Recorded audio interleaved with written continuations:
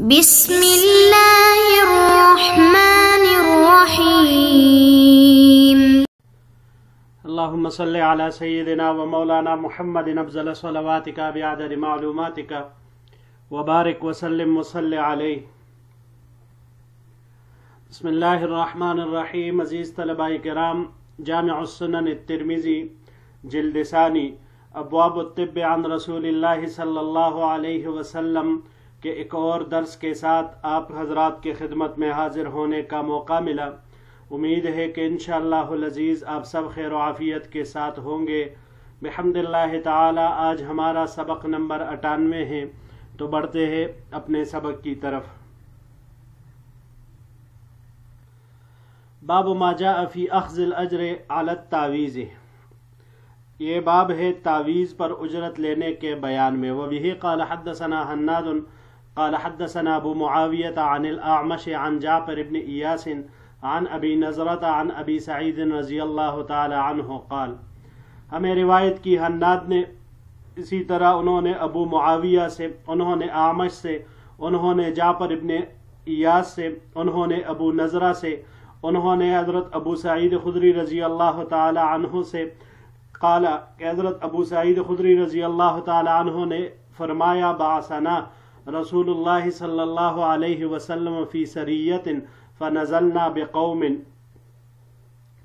ہمیں حضور صلی اللہ علیہ وسلم نے ایک سریہ کے ساتھ روانہ فرمایا۔ فنزلنا بقوم فسألناہم القراء فلم یقرونا، تو ہم ایک ایسی قوم کے یہاں پڑاؤ ڈالا ہم نے کہ ہم نے ان سے ضیافت طلب کی مگر انہوں نے ہماری ضیافت نہیں کی۔ فلدغ سیدہم فأتونا، پس اتفاقاً ان کے سردار کو کسی زہریلے سانپ یا بچھو، دونوں لیا جا سکتا ہے، ڈس لیا تھا۔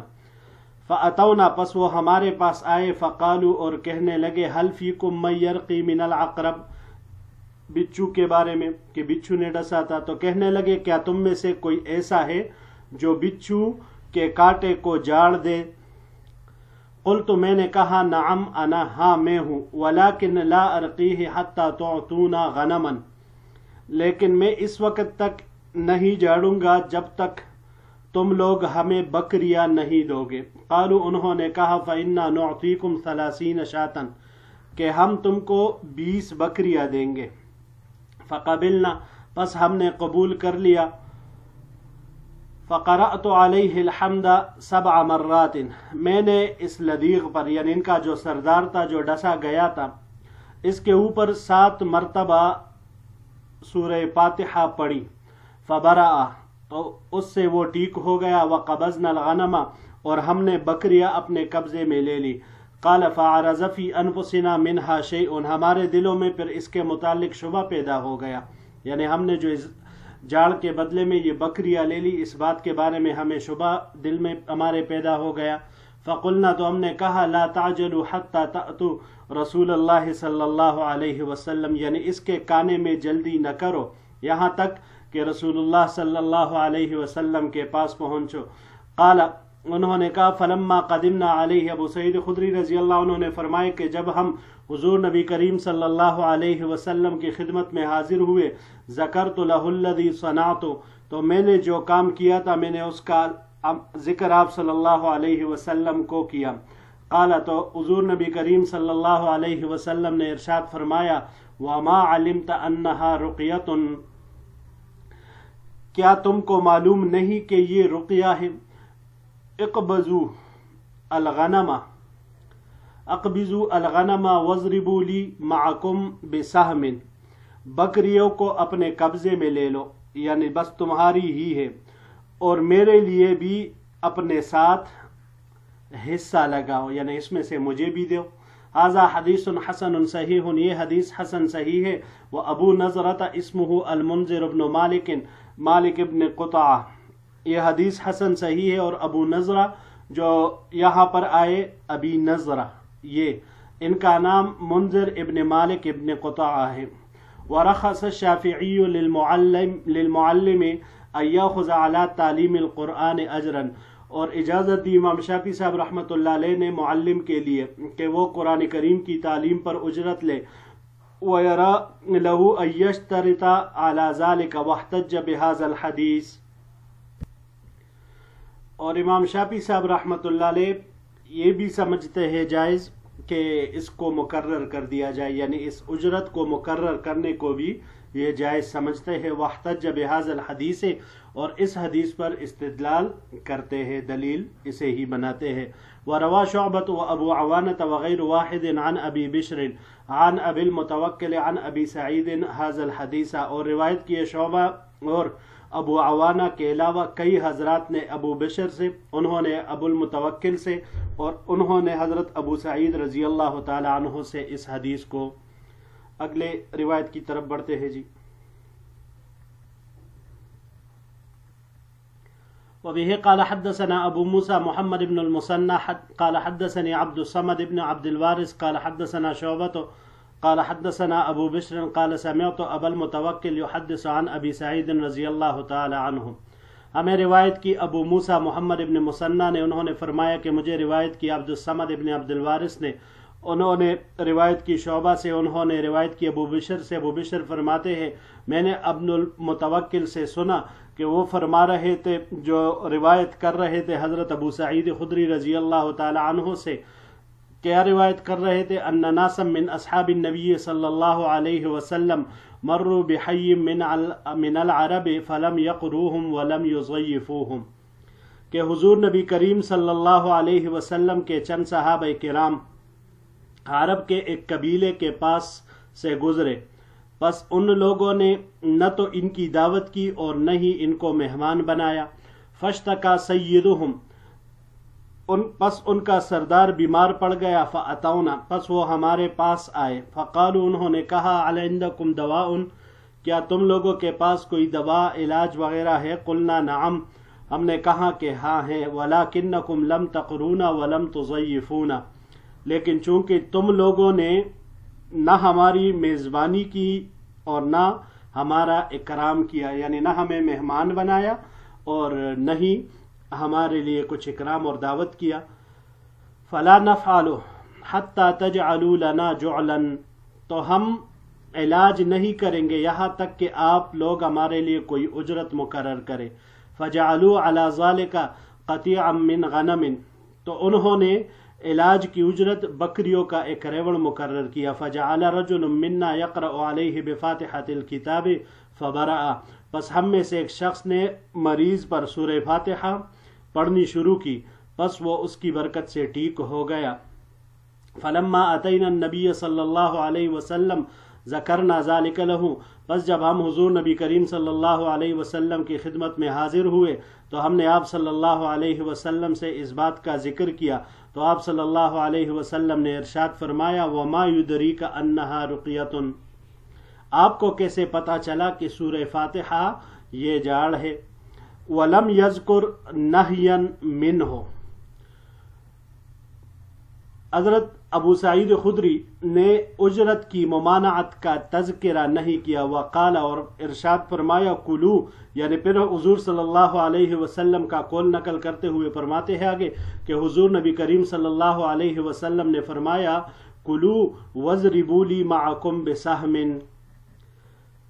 کہ تم لوگ بھی کھاؤ، خود بھی کھاؤ اور اپنے ساتھ میرا حصہ بھی لگاؤ۔ ھذا حدیث صحیح، یہ حدیث صحیح ہے۔ وھذا اصح من حدیث الاعمش عن جابر بن ایاس، اور یہ حدیث زیادہ صحیح ہے اعمش کی جابر ابن ایاس کے حوالے سے۔ وھکذا روا غیر واحد ھذا الحدیث عن ابی بشر جابر ابن ابی وحشیۃ عن ابی المتوکل عن ابی سعید، اور اسی طرح کئی حضرات نے اس روایت کو ابو بشر جعفر ابن ابی وحشیہ اور انہوں نے ابو المتوکل سے اور انہوں نے حضرت ابو سعید رضی اللہ تعالیٰ عنہ سے نقل کیا ہے۔ وجعفر ابن ایاس، جعفر ابن ایاس کون ہے؟ ہوا جعفر ابن ابی وحشیہ، ان کا نام پورا جعفر ابن ابی وحشیہ ہے۔ جی عزیز طلباء کرام، تعویذ پر اجرت لینا، اس کے بارے میں یہ باب ہے۔ تو یاد رکھیے جاڑ پونک اور تعویذ وغیرہ اس پر اجرت لینا یہ جائز ہے، اور وجہ اس کی یہ ہے کہ یہ بھی ایک قسم کا علاج ہے۔ جس طرح دوا کی اجرت لینا جائز ہے تو اس طرح تعویذ کی اجرت لینا بھی جائز ہے۔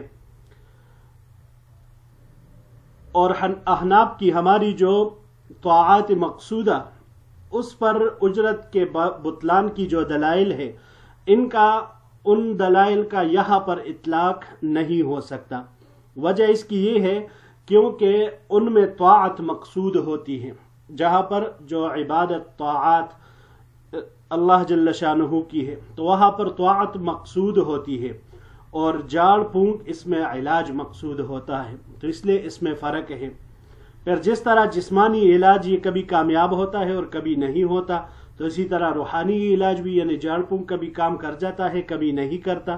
تو لہٰذا آج کل کے یہ جو عاملوں کے بارے میں بدگمانی ہے کہ بھئی یہ صحیح ہے، یہ نہیں ہے، یہ سچا ہے، یہ جھوٹا ہے، مختلف قسم کے جو ہوتے ہیں نا، عمومی طور پر یہ بات صحیح نہیں ہوتی، کیونکہ شفا دینے والی ذات اللہ کی ہے۔ پچھلے دروس میں ہم نے پڑھا تھا مؤثر حقیقی وہ اللہ جل شانہ کی ذات ہے۔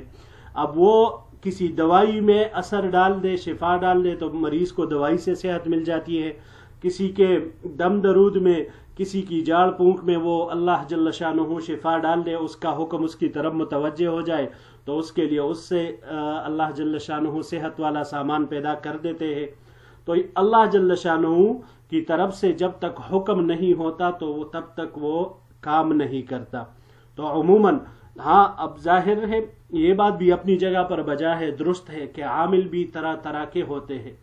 اب جو عامل متشرع ہو، شریعت کے بالکل پابند ہوں، تو وہ کبھی بھی نہ خلاف شرع الفاظ استعمال کرے گا اور نہ کوئی اس کے علاوہ کوئی غیر اخلاقی یا بالکل جو جرائم قسم کے ہوتے ہیں ایسے کسی قسم کے حرکت کا بھی ارتکاب نہیں کرے گا، جیسے آج کل کے دور میں بعض جعلی عاملین ہوتے ہیں جو طرح طرح کی تعویذیں اور یہ مجازی عاشقوں کے بارے میں قسم قسم کی وال چاکنگ کرتے ہیں اور لوگوں کو اس بار کی طرف ابھارتے ہیں، کالا جادو کر سکتا ہے، یہ کر سکتا ہے، وہ جانتا ہے، یہ جانتا ہے۔ یہ سارے فضول کے ڈکوسلے ہوتے ہیں، حقیقت میں اس کی کچھ بھی وہ نہ اس کے اندر کوئی صلاحیت ہوتی ہے اور نہ کوئی چیز ہوتی ہے، بس لوگوں کو دھوکہ دینے کے لیے ایسے کرتے ہیں۔ تو عامل بھی ہوتے ہیں لیکن عمومی طور پر سب ایسے نہیں ہوتے۔ اب جس طرح کسی مریض کے اوپر کبھی دوائی کام کر جاتی ہے ڈاکٹر کی اور کبھی نہیں کرتی، تو اس سے تو کوئی نہیں کہتا کہ بھائی یہ فلاں ڈاکٹر جعلی ہے، یہ صرف پیسے بٹورنے بیٹھا ہوتا ہے۔ تو یہ بات نہیں ہے، بس اللہ کی طرف سے حکم ہو جائے تو انسان کو شفا ملے گی، اللہ کی طرف سے حکم نہ ہو تو دم درود اور جاڑ پونک یہ بذات خود کسی انسان کو ٹھیک نہیں کر سکتا۔ اس پہلے حدیث کے آخر میں ہم نے پڑھا کہ امام شافعی صاحب رحمۃ اللہ علیہ نے یہاں پر یہ مسئلہ ذکر کیا ہے کہ قرآن کی تعلیم پر اجرت لینا جائز ہے اور وہ اس پر استدلال کرتے ہیں، لیکن یہاں تعلیم کا کوئی بھی ذکر حدیث مبارک میں نہیں آیا۔ حضرت ابو سعید خدری رضی اللہ تعالیٰ عنہ نے اس بچھو کے ڈسے کو جاڑ پونک کر کے اس کو ٹھیک کر دیا اللہ جل شانہ نے، تو لہٰذا اس میں اس کا کوئی وہ دخل نہیں تھا۔ سورہ فاتحہ پڑھ کر 7 مرتبہ اس کو اللہ جل شانہ نے اس کی برکت سے صحت دے دی۔ تو امام شافعی صاحب رحمۃ اللہ علیہ نے جو اس کو دلیل بنایا ہے تو یہ بالکل یہاں پر مطابق نہیں آ رہا ہے۔ اب تعلیم قرآن پر اجرت کا مسئلہ آتا ہے یہاں پر دوسرا جو علماء اس سے استنباط کرتے ہیں، تو اس حدیث سے ائمہ ثلاثہ یہی مسئلہ مستنبط کرتے ہیں کہ تعلیم قرآن پر اجرت لینا جائز ہے، لیکن البتہ ضروری ہے کہ اجرت پہلے طے کر دی جائے، ورنہ پھر یہ اجرت فاسد ہوگا۔ جیسے رمضان میں حفاظ یہ حیلہ کرتے ہیں کہ وہ 1-2 نمازیں اپنے ذمہ لے لیتے ہیں، لیکن یاد رکھ کہ اس سے جواز پیدا نہیں ہوتا، کیونکہ وہ تنخواہ طے نہیں کرتے، اس لیے وہ اجارہ فاسدہ ہوتا ہے۔ ہماری احناف کی رائے اس مسئلے میں یہ ہے کہ جو طاعات مقصودہ ہے، جو مومن کا کام ہے، مقصد ہے، اس کا اجرت لینا یہ باطل ہے، اور ان کی دلائل میں پہلے جلد میں یہ گزر بھی چکی ہوگی۔ حضرت عثمان ابن ابی العاص رضی اللہ تعالیٰ عنہ سے جو حضور نبی کریم صلی اللہ علیہ وسلم نے فرمایا کہ ایسا مؤذن مقرر کیجئے جو اذان پر اجرت نہ لے۔ یہ ابتدائی جو متقدمین احناف تھے ان کا فتویٰ اسی کے اوپر تھا، لیکن وجہ اس کی ایک الگ ہے۔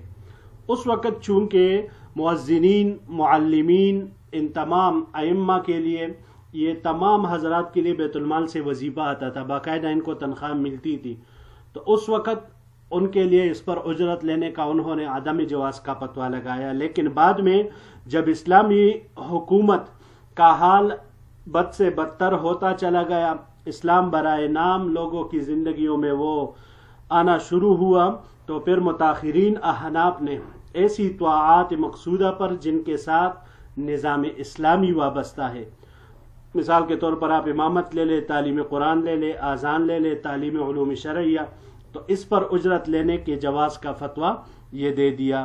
اس کے بارے میں تفصیل پہلے جلد میں وہ گزر چکی ہوگی، امید ہے کہ آپ حضرات نے انشاءاللہ العزیز وہاں پر تفصیل کے ساتھ پڑھ لیا ہوگا۔ تو بہرحال ہمارے احناف کے نزدیک اجرت علی الطاعات یہ جائز ہے، متاخرین احناف کے نزدیک، متقدمین کے نزدیک یہ ناجائز تھا۔